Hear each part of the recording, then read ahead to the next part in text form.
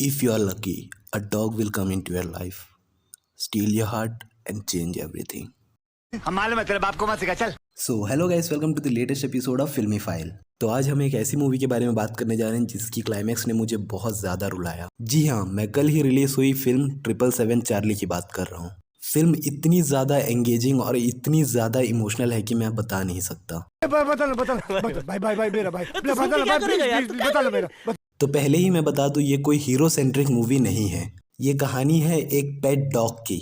तो इससे पहले बहुत सारी फिल्म्स आई हैं डॉग्स के ऊपर, लेकिन 777 चार्ली उनमें से सबसे बेस्ट है जो इंडिया में बनी है। फिल्म के लीड रोल में है रक्षित शेट्टी, देविका और बॉबी सिम्हा एक कैमियो रोल में। फिल्म के डायरेक्टर हैं किरण राज और ये उनकी डेब्यू मूवी है। किसी भी एंगल से ये उनकी पहली फिल्म नहीं लग रही थी। इतना मैच्योर डायरेक्शन किसी डेब्यू डायरेक्टर में मैंने पहली बार देखा। और रक्षित शेट्टी को तो आप जान ही रहे होंगे उनकी क्वालिटी मूवीज की वजह से। उन्होंने किरिक पार्टी, एएसएन जैसी अमेजिंग फिल्म्स बनाई हैं। ये बड़ी अच्छी बात कही आप। तो अगर आप एक पेट लवर हैं तो इस फिल्म को बिल्कुल भी मिस मत करना। तो बात करते हैं फिल्म के कुछ पॉजिटिव और नेगेटिव एस्पेक्ट्स पे। फिल्म का रन टाइम ऑलमोस्ट 3 आवर्स है, लेकिन यकीन मानिए फिल्म आपको कहीं भी बोर नहीं करेगी। हाँ, इंटरवल के बाद कुछ सीन्स आपको स्ट्रेच फील हो सकती है, लेकिन फिर भी फिल्म आपको बिल्कुल भी बोर नहीं करेगी। फिल्म के इमोशनल सीन्स इतने ज़्यादा इमोशनल हैं कि एक कठोर दिल वाले के भी आंखों में आंसू आ जाए। अब रुक। चार्ली और धर्मा के कैरेक्टर के बीच जो बॉन्डिंग दिखाई गई है इतनी ज़बरदस्त है कि आपको धर्मा में खुद को फील करोगे। उनके बीच में जो नोक झोंक है, बाद में उनको एक दूसरे को पसंद करना, ये सारी चीज़ इतनी ब्यूटीफुल तरीके से प्रेजेंट की गई है कि आपकी नज़रें स्क्रीन से नहीं हटेंगी। फिल्म के स्टार्टिंग में हमको दिखाया जाता है कि धर्मा किसी भी तरह के पेट को पसंद नहीं करता है, वो किसी डॉगी को पसंद नहीं करता है। और इसके पीछे भी एक बहुत बड़ा रीज़न है जो उसके फ्लैशबैक में चलती है। सेम कहानी यहाँ पर चार्ली की भी है। उसके भी कुछ डार्क पास्ट हैं जो आपको फिल्म देखोगे तो पता चलेगा। किस तरह से चार्ली को धर्मा मिलता है, किस तरह से ये दोनों एक साथ रहने लगते हैं, ये सारी चीज़ें आपको फिल्म में देखकर बहुत मज़ा आएगा। फिल्म के सॉन्ग्स की बात करूँ तो फिल्म में 5 सॉन्ग्स हैं और सारे के सारे सिचुएशनल सॉन्ग्स हैं। तो एक भी सॉन्ग आपको बहुत ज़्यादा फोर्स फील नहीं होगा और ये सारे मूड के साथ रिलाई करते जाते हैं। फिल्म की सिनेमेटोग्राफी बहुत ही ज़्यादा खूबसूरत है और इसके लिए कैमरामैन की तारीफ तो बनती है। उन्होंने जिस तरह से चार्ली और धर्मा की जर्नी को शूट किया है, किस तरह से उन्होंने प्रेजेंट किया है, वो काबिले तारीफ है।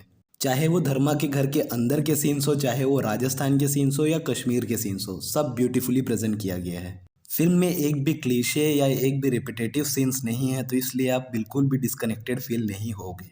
किरण राज का ये फर्स्ट डायरेक्शन होते हुए भी उन्होंने बहुत ही ज़बरदस्त तरीके से रक्षित शेट्टी और उस डॉग के कैरेक्टर को प्रेजेंट किया है।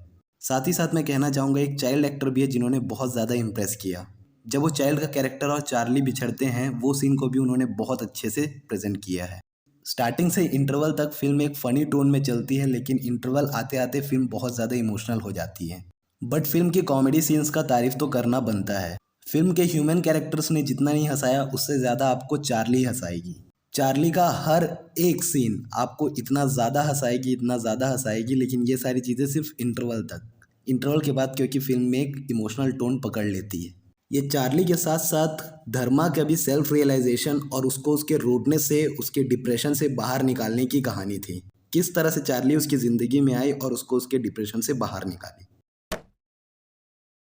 अगर हम बात करें कुछ नेगेटिव्स की, तो देविका का जो कैरेक्टर है वो मुझे कुछ ज़्यादा रियलिस्टिक नहीं लगा। फिल्म के सेकेंड हाफ में जिस तरह से धर्मा और चार्ली ट्रिप पर जाते हैं और उस ट्रिप पे देविका का भी आना, उनके साथ रहना, ये सारी चीज़ें बिल्कुल भी रियल फील नहीं हो रही थी। और जैसा कि मैंने आपको बताया, इंटरवल के बाद फिल्म थोड़ी सी स्ट्रेच फील हो सकती है, क्योंकि कुछ ऐसे मोमेंट्स थे फिल्म में जिनका कोई सेंस नहीं बन रहा था। बट जिस तरह से डायरेक्टर ने उस चीज़ को प्रेजेंट किया, वो चीज़ें वर्क कर गई।